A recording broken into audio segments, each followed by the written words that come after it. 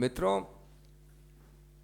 पहले तो मैं ये कहना चाहूँगा कि कांग्रेस पार्टी हमारे जवानों के दृढ़ निश्चय, धैर्य, बहादुरी को सलाम करती है और उन 7 वीरों को श्रद्धांजलि अर्पित करती है, नतमस्तक होती है।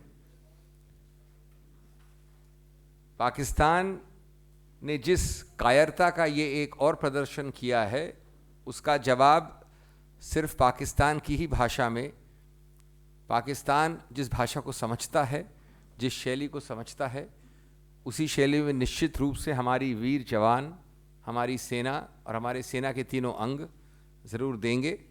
और अभी भी हमने देखा कि 2 दिन में जो एक बहुत बड़ा दुर्घटना हो सकती थी, उसको किस प्रकार से सीमित रखा, उसके लिए मैं अपने जवानों को बधाई दूंगा कांग्रेस पार्टी की तरफ से। लेकिन मित्रों, ये तो हुई हमारे वीरों की बात, सेना की बात। हमारे को जो चिंता है, एक राजनीतिक पार्टी की तरह ही नहीं, लेकिन पूरे देश को ये चिंता है और कोई झिझक किसी को नहीं होनी चाहिए इस चिंता को व्यक्त करने में कि राष्ट्रीय सुरक्षा के नाम पे इतनी छाती और पीठ ठोकी जा रही है, लेकिन सच्चाई क्या है, आंकड़े क्या है, तथ्य क्या है? राष्ट्रीय सुरक्षा भाषणों से, जुमलों से, बातचीत से, सिर्फ एक कैंपेन का हिस्सा बनने से हल नहीं होती। मैं आपको कुछ बहुत ही दर्दनाक और चौंकाने वाले आंकड़े देने वाला हूं और मैं आपका ध्यान आकर्षित करना चाहूंगा। पहली बात कि पिछले 15 महीनों में अगर सिर्फ आप मिलिट्री संस्थाओं की बात करें, देखिए मिलिट्री हमारे सबसे ऊंचे तबके का राष्ट्रीय सुरक्षा का स्तर है। मिलिट्री संस्थाओं, मिलिट्री इंस्टॉलेशंस की बात करें तो उसमें 53 हमारे सुरक्षा कर्मियों ने, जवानों ने अपनी जान गंवाई है 15 महीने में। पिछले 30 महीनों में पूरा लिया जाए अगर 30 महीने का पीरियड, तो 180 लगभग लोगों ने जान गंवाई है, 179 टू बी प्रिसाइज, जवानों ने। मैं जवानों की बात कर रहा हूं। पिछले सर्जिकल स्ट्राइक को भी क्या 5, 6, 7 हफ्ते हुए हैं। सर्जिकल स्ट्राइक के बाद सिर्फ मैं एक अल्प समय की बात कर रहा हूं, 34 जवानों ने जान गंवाई है। और अगर आप 15 महीने में सब तरफ जवानों की जानों का आंकड़ा लें, सिर्फ मिलिट्री इंस्टॉलेशन के अंदर वाले जवान नहीं, जैसे पठानकोट, उरी या नगरोटा तो मिलिट्री इंस्टॉलेशन में आता है। अगर आप जवानों की सामूहिक हत्याओं की बात करें तो 101 जवानों ने जान गंवाई है। Is this not shocking? In 30 months, 179 Jawans have lost their life. In 15 months, 101 have lost their lives. 53 in military installations alone. 34 Jawans, I'm talking friends only of Jawans, have lost their lives even after the surgical strike. Is this the security for which India must hold its head high with pride? A small number of Pakistan terrorists are able to cause this. बहुत छोटा number है, उसके बावजूद बार बार वो सफल क्यों होते हैं?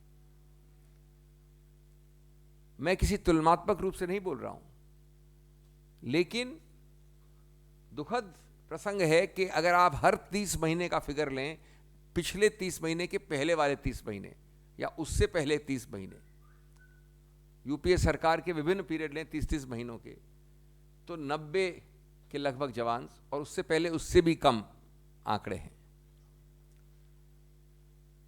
अब अगर आप जाएं अलग अलग कसौटियों पे, सिविलियन डेथ्स पिछले 30 महीनों में 77 सिविलियन डेथ्स हुई हैं, 77। 30 महीनों में 189 मैंने बता दिया, 179 जवानों की।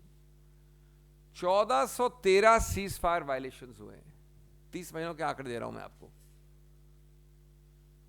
और अगर आप उनको प्रमुख आतंकवादी इंसिडेंट का एक और चौथी कसौटी होती है, ये सब सरकारी कसौटियां हैं, उसके अंतर्गत 155 हुए हैं।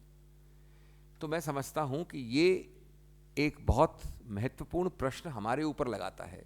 एक राष्ट्र की हैसियत से हमें ये पूछना पड़ेगा कि क्या आपने सबक सीखे, पठानकोट से सबक सीखे, उरी से सबक सीखे, और क्या आप नगरोटा से सबक सीखेंगे?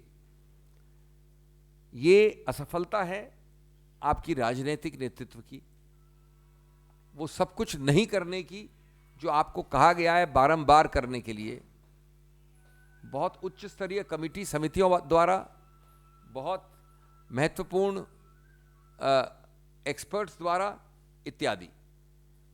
अब मैं आपको बताऊं कि एक उदाहरण लें आप। समिति बनी पठानकोट के बाद, उसको कहा जाता है और आर्मी वाइस चीफ के स्तर की थी कमिटी समिति, lieutenant general Philip Campose, retired lieutenant general हैं, उनकी समिति बनी। हम आपसे जवाबदेही मांगते हैं कि आपने उस समिति के जो बड़े स्पष्ट सुझाव थे उनमें से कितनों को और कब कार्यान्वित किया है। हमने पहले भी कहा है, अब भी कह रहे हैं। उस समिति ने, मैं बता दूं आपको, और रक्षा मंत्री को उन्होंने रिपोर्ट अपनी दी है, और हमारा मानना है कि उन्होंने कहा है कि सुरक्षा का पूरा ढांचा बहुत आम है, बहुत दर्दनाक है, बहुत, वहाँ लिखा है पुअर इन मोस्ट प्लेसेस, और SOPs जो स्टैंडर्ड ऑपरेटिंग प्रोसीजर हैं वो स्पष्ट नहीं हैं, वो अपडेट नहीं हुए हैं। उसके अलावा कंपोज समिति ने स्पष्ट रूप से 5-7 और सुझाव दिए हैं। हमको ये दुखद प्रसंग में है, लेकिन हमें ये कहना पड़ता है कि आपने उनमें से कोई भी शायद या बहुत कम मात्रा में कार्यान्वित किए हैं, और ये खिलवाड़ है हमारे जवानों के साथ, इस देश की सुरक्षा के साथ। उन्होंने कहा कि एक्सेस कंट्रोल में कोट कर रहा हूँ, जो प्रसारित हैं, जो प्रकाशित हैं, जो सूचनाएं, उसके आधार पे 2-3 आपको कोटेशन बता दूं कंपोज समिति के। 1, the guards at the bases are poorly equipped. Sentries continue to use outdated INSAS rifles, which are no match for the AK-47. मजाक की बात यह कि AK-47 खुद भी आउटडेटेड हो गई है, लेकिन हमारे लोग AK-47 के पहले से जो ज़्यादा आउटडेटेड उसका इस्तेमाल कर रहे हैं। Most sentries and quick reaction teams do not have bulletproof jackets or पटकास and night vision devices. ये एक रिकमेंडेशन है। दूसरा है urgent need to install modern access control, perimeter security cum intrusion detection systems to provide new weapons, bulletproof jackets, tardy response teams, इत्यादि इत्यादि। पठानकोट कब हुआ था? जनवरी में। क्या आप एक हफ्ता भी रुक सकते हैं? ये चीज़ें क्या है? ये तो कुछ खर्चा करने वाली बातें हैं। खर्चा क्या आपको तुरंत 2 दिन में, 1 हफ्ते में, 2 हफ्ते में, 1 महीने में करना चाहिए कार्यान्वित। आज उसके बाद उरी, उसके बाद नगरोटा, और कितने और नगरोटा पठानकोट के लिए आप इंतजार करेंगे? ये बहुत ही महत्वपूर्ण मुद्दा है, और इसमें आप अगर इसको लेते हैं राजनीतिक रूप से तो आप लीजिए, हमको इसका कोई भय नहीं है। अगर आपका ये रवैया है कि कोई भी निंदा करे, सकारात्मक निंदा करे, उसको राष्ट्रद्रोही कहें, तो आप कहिए, हम उससे झिझकेंगे नहीं।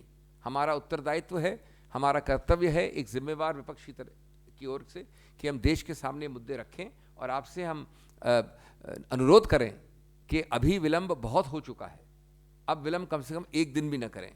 हम आपको याद दिलाना चाहेंगे कि आप क्या कहते थे जब आप कैंपेन कर रहे थे, माननीय प्रधानमंत्री, जब आप वोटों को ढूंढ रहे थे, मांग रहे थे। आपने कहा था, आई कोट, बॉम्ब, बंदूक और गोलियों की आवाज़ में बातचीत हो सकती है क्या? पाकिस्तान को उसकी भाषा में जवाब देना चाहिए, ये लव लेटर लिखना बंद करना चाहिए। तो अब लव लेटर बंद हुआ है कि नहीं पता नहीं मुझे। साड़ी शॉल डिप्लोमेसी क्या होता है, किस प्रकार का लव लेटर है? लंच में जाना किस प्रकार का लव लेटर है? ब्लो हॉट ब्लो कोल्ड नीति क्या है? लेकिन कम से कम ऐसे जुमलों की जवाबदेही तो देश मांगता है आपसे। आज आपको 30 महीने से ज्यादा हो गए हैं। अभी कुछ ही दिन पहले नेशनल सिक्योरिटी एडवाइजर ने कहा, मैं कोट कर रहा हूं, can assure you that without my permission nobody can come, those terrorists who came earlier were the last, unquote. ये लास्ट कितनी बार होगा? ये लास्ट पठानकोट लास्ट था या उरी लास्ट था? और अब नगरोटा लास्ट है और कुछ लास्ट होने वाला है। देखिए, एक बात देश नहीं झुटला सकता, न भूल सकता है। इस देश में जम्मू एंड कश्मीर और केंद्र की सरकार एक ही रंग की है। एक तरफ गठबंधन है, एक तरफ बहुत बड़ा बहुमत है, बहुत अरसे बाद बहुमत है।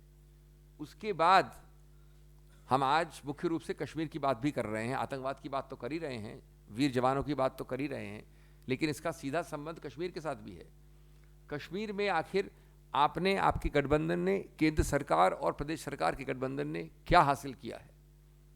अनैतिक गठबंधन, दो दो सरकारों का एक ढोंग, एक जम्मू और एक कश्मीर वैली में। कई बार वो एक दूसरे से रूठ जाती हैं, बात नहीं करती हैं, पुनः सरकार बनने में 6-6 महीने लग जाते हैं। 100 व्यक्ति वहाँ पर अभी इसी अनरेस्ट में मृत्यु हुई है। 11,000 लोग, 7,000 उसमें से सिविलियन और 4,000 सिक्योरिटी पर्सनल हैं, उनकी मृत्यु हुई है। लेकिन पिछले कितने महीनों से 32 स्कूलें बंद हैं, जला दी गई हैं। एग्जाम इतने विलंब के बाद अब जाके हुए हैं। तो इस सब की जवाबदेही, अभी आपने यशवंत सिन्हा नाम की समिति भेजी, बहुत ढिढोरा पिटा, बहुत बातचीत हुई, बहुत अखबार में प्रकाशित हुआ। जब उसकी रिपोर्ट आई तो आपने अपने आप को दूर कर लिया, दरनिकार कर लिया। ये क्या नीति है? हम सिर्फ परिणाम की बात नहीं कर रहे, हम पूछ रहे हैं कि नीति क्या है। क्या नीति दिन प्रतिदिन बदलने वाली नीति है, जिगजैग नीति है, नीजर खरीद नीति है, अवसरवादी राजनीतिक नीति है? जब तक हम ये कठोर प्रश्नों का उत्तर नहीं देंगे, सरकार की तरफ से नहीं पाएंगे, तब तक इस प्रकार का दयनीय, हमारे को एक कड़वा सच पीना पड़ता है, हमारा खून खौलता है। अब हमारे जब वीर जवान ऐसे मरते हैं, तब वीर गति को प्राप्त होते हैं तब। लेकिन उसके लिए हमको कम से कम हर वारदात के बाद सिर्फ शब्दों का प्रयोग नहीं करना है, ये ठोस काम करने हैं। मित्रों, एक और संक्षेप में मुद्दा है, 4-5 प्रश्न है डिमोनेटाइजेशन के विषय में। क्या इस सरकार ने ये नोटबंदी से लेकर अब रोजगार बंदी भी कर दी है, और रोजगार बंदी से लेकर व्यवसाय बंदी भी कर रहे हैं? देश का कोई राजनीतिक पार्टी को बंद करने की आवश्यकता नहीं है। देशबंदी के विषय में हमने कल परसों भी बोला था। लेकिन ये 2-4 बड़े चौंकाने वाले प्रश्न हैं। पहला प्रश्न, अगर आमतौर पे हमारे आम कानून के अंदर अगर कोई कालाधन पकड़ा जाए तो इनकम टैक्स एक्ट में प्रावधान है ऑलरेडी, 271 इत्यादि प्रावधान है। कोई पहली बार तो कालाधन की बात नहीं हुई इस देश में। इनकम टैक्स एक्ट 1922 का है, उसके बाद 1961 में बना वापस। तो इनकम टैक्स एक्ट में जो वर्तमान के प्रावधान है, इस नए संशोधन के पहले जो अभी हुआ कल परसों, उसके अंतर्गत काले धन में 132% से ज्यादा ड्यूटी लगती है काले धन को पकड़ने में। आपने इतना ढिंढोरा पीटा और उस काले धन को पकड़ने में 132% की ड्यूटी को 50% कर दिया, और पीठ थोप रहे हैं आप कि हमने बहुत बड़ा एक उपलब्धि की।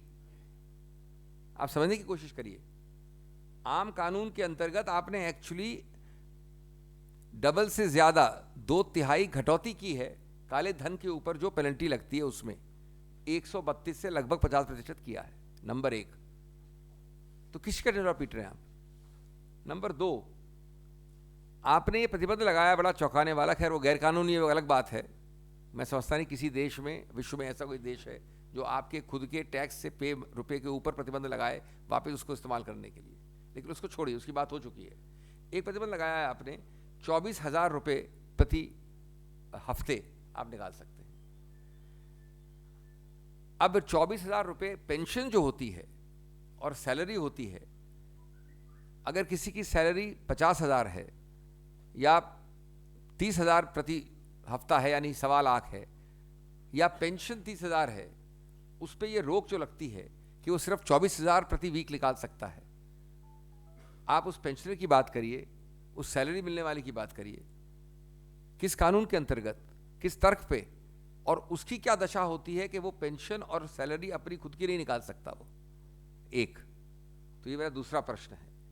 तीसरा प्रश्न उसके साथ साथ जुड़ा हुआ दूसरे प्रश्न के साथ, इस 24,000 की जगह अगर वो अकाउंट जनधन का है तो 10,000 प्रति माह, ये 24,000 प्रति हफ्ते, 10,000 प्रति माह की सीमा है। तो जो मजदूर है, रोजगार वाला मजदूर, वो उसकी अगर 11,000 या 15,000 या 20,000 कहीं से उसको जुटाता है वो, और जनधन में डालने की गलती कर दी तो निकाल नहीं सकता वो एक महीने में 10,000 से ज़्यादा। ये किस प्रकार का एक नीति बनाई है सरकार ने।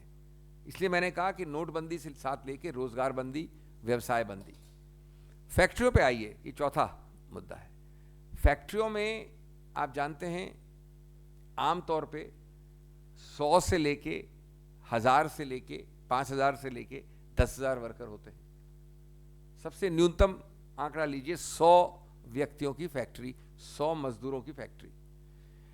आजकल मिनिमम वेज है 9,000 से थोड़ा सा ऊपर है, यानी 100 व्यक्तियों की फैक्ट्री में आपका वेज बिल महीने का लगभग 90 लाख होगा। ठीक है साहब।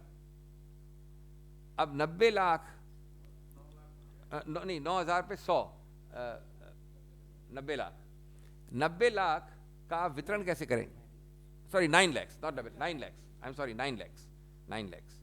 आप 9 लैक्स का वितरण कैसे करेंगे ये बताएं जरा, क्योंकि फैक्ट्रियों में ये लिमिट है 2 लाख प्रति मंथ, लेकिन 50,000 प्रति वीक। मैं आपको वापस दोहरा रहा हूं, हर फैक्ट्री भारत में 50,000 प्रति हफ्ते से ज्यादा विड्रॉ नहीं कर सकती। फैक्ट्रियां विड्रॉ करके आपको देती हैं रोजगारी। ये कॉर्पोरेट बेडरूम्स नहीं है, ये कॉर्पोरेट बोर्डरूम्स नहीं है जहां सैलरी चेक से कट के जाती है। तो वहां पर आपको 9 लाख का जो है हिसाब, 50,000 प्रति हफ्ता, मैक्सिमम 2 लाख प्रति माह। लेकिन 2 लाख प्रति माह में भी आप 60,000 प्रति हफ्ता नहीं निकाल सकते। तो मजदूर जो नौकरी करता है, जिसका रोजगार है, उसको आप कैसे संतुष्ट करेंगे? हमको जो सूचना आई है, कुछ जगह प्रकाशित भी हुई है, कि लगभग 10 लाख नौकरियां अभी से छूट गई हैं, खत्म हो गई हैं, नष्ट हो गई हैं। आप लोगों ने प्रोग्राम चला के दिखाया है, बड़े प्रमुख चैनलों ने, कि जो माइग्रेंट लेबर बिहार से या पश्चिम बंगाल से पंजाब में, उत्तर प्रदेश में काम कर रहा है, वो वापस जा रहा है। तो हम किस नीति की बात कर रहे हैं, किस सोच की बात कर रहे हैं, किस पीठ थोक के, छाती थोक के इतनी बड़ी उपलब्धि की बात कर रहे हैं? इस सम प्रश्नों का जवाबदेही हमें तुरंत चाहिए। हमें आशा और विश्वास है कि ऐसी जवाबदेही नहीं आएगी, लेकिन हम फिर भी कटिबद्ध हैं कि ये प्रश्न आपके समक्ष पूछें।